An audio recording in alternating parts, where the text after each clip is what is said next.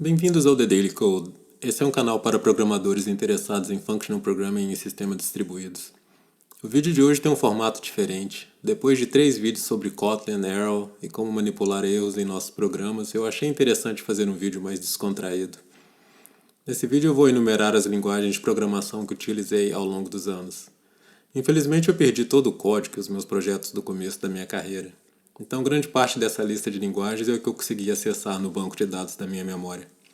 O vídeo no fundo é o meu atual caminho para o trabalho. Eu tenho trabalhado bastante de casa, mas tenho tentado ir mais vezes ao escritório.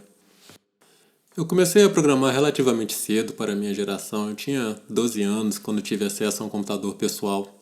Assim como a maioria dos programadores da minha geração, meu maior interesse na época era programar videogames.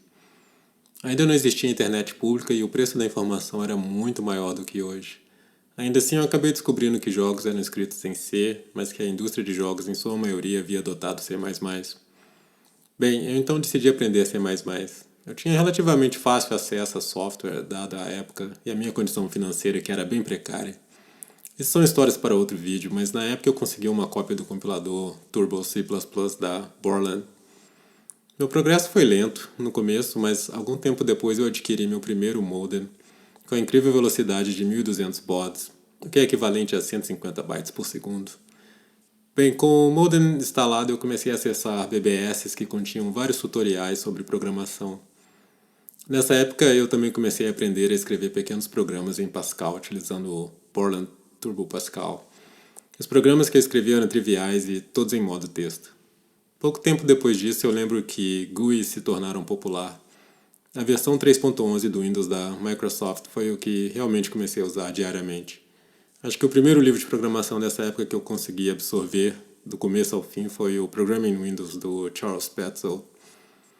Esse livro foi a minha introdução para programar GUIs e escrever vários clones de jogos mais simples como Arkanoid e Tetris. Esse livro também me mostrou que apesar de eu ter certo domínio da linguagem C++, eu realmente deveria aprender C, que era a linguagem das APIs do Windows. Foi nessa época que eu adquiri minha cópia do clássico The C Programming Language. Eu tenho esse livro até hoje. Bem, apesar de passar a maior parte do tempo em C e C++, eu comecei a utilizar Java. Eu lembro que vários conceitos foram mais fáceis aprender em Java do que em C ou C++. Eu também cheguei a reescrever meus jogos em Java e AWT, que pouco tempo depois foi substituído por Swing. Esses experimentos foram interessantes porque anos depois surgiram oportunidades profissionais com Java. Voltando um pouco no tempo, eu tenho que mencionar o quanto o acesso à internet foi revolucionário. Por volta de 1995, o mundo teve acesso à internet. A internet fez com que o preço da informação caísse e continua caindo de forma vertiginosa. Eu nunca mais acessei uma BPS depois que a internet ficou disponível. Foi nessa época que eu comecei a utilizar linguagens que chamávamos na época de linguagens dinâmicas. A primeira linguagem dinâmica que eu utilizei foi Perl. A ideia de escrever Hello World em uma única linha de código foi um choque para mim na época. Em pouco tempo eu comecei a escrever meus primeiros scripts de CGI. Na sequência eu fui aprendendo PHP, Python e até um pouco de Lua. Outro detalhe interessante é que apesar de estar utilizando linguagens dinâmicas, eu continuei interessado em programação mais low-level e próxima da máquina. Eu comecei a experimentar com Assembly para x86.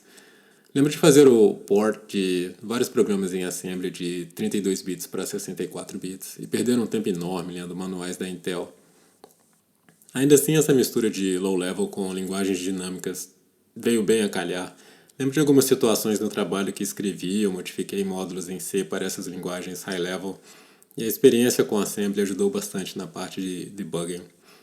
Essa experiência veio bem a calhar alguns anos quando entrei para o mercado de trabalho fazendo freelancer para o Zewa.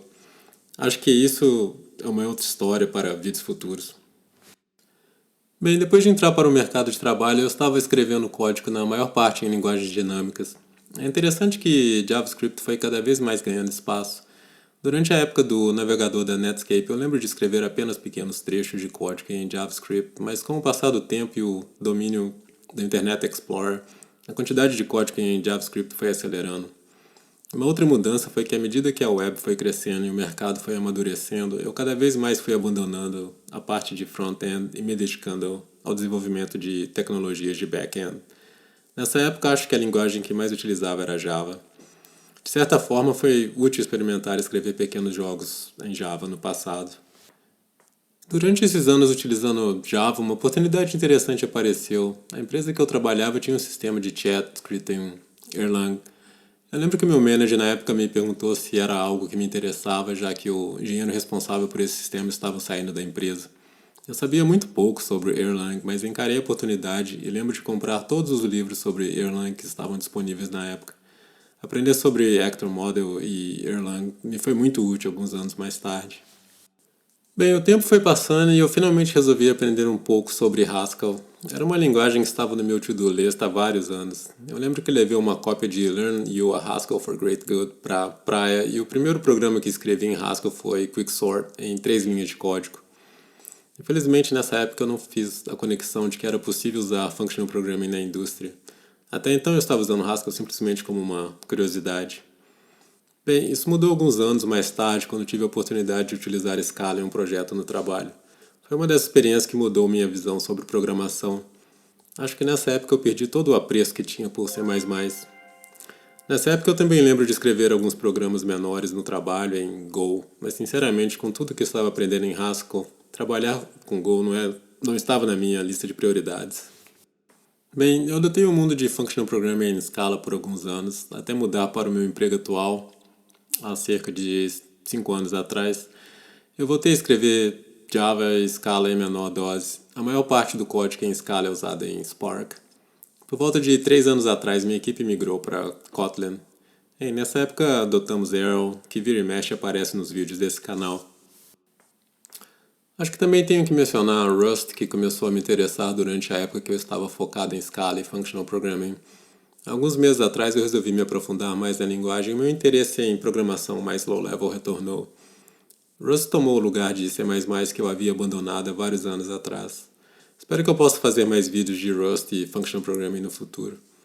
Rust também me levou a experimentar com WebAssembly. Eu ainda estou bem no começo, mas pretendo fazer alguns vídeos com Rust e WebAssembly.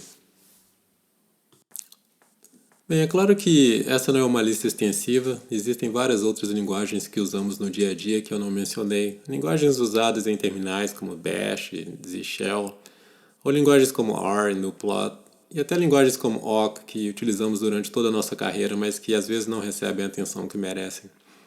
Uma linguagem, entretanto, se destaca na minha carreira, Emacs Lisp, ou eLisp. Eu escrevi ao longo dos anos milhares de linhas de código em Lisp. Acho que comecei a utilizar Emacs e escrever Emacs Lisp há quase 20 anos atrás. Eu não escrevo mais tanto Lisp quanto antigamente, mas Emacs é uma ferramenta que utilizo diariamente. Invariavelmente eu escrevo algumas poucas de linha de Lisp para automatizar pequenas tarefas ou para manipular código, dados e texto em geral. Bem, eu tenho certeza que esqueci alguma linguagem que merece destaque, mas o vídeo já estava ficando muito longo. Por hoje é isso, e no próximo vídeo nós voltamos ao formato normal com vídeos técnicos. Até a próxima!